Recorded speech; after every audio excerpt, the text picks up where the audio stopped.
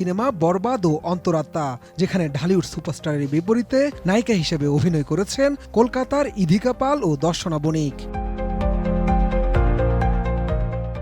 ৬ সিনেমার মধ্যে অন্য সিনেমাগুলো হলো নিশু তমা মির্জা, সুনেরা বিনতে কামালের দাগি, সিয়াম আহমেদ, শবনম বুবলি, প্রার্থনা ফারদিন দিগির, জংলি, মোশাররফ করিম অভিনীত চক্কর ৩০২ ও আব্দুর নূর সজল, নুসরাত ফারিয়ার জিন ৩।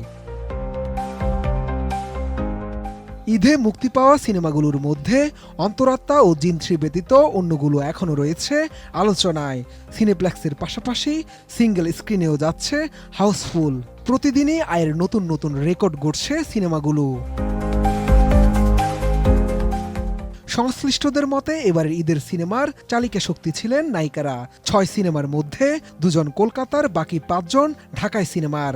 বলা যায় ঢাকার নায়িকাদের সামনে খুব একটা ভালো করতে পারেনি কলকাতার নায়িকারা।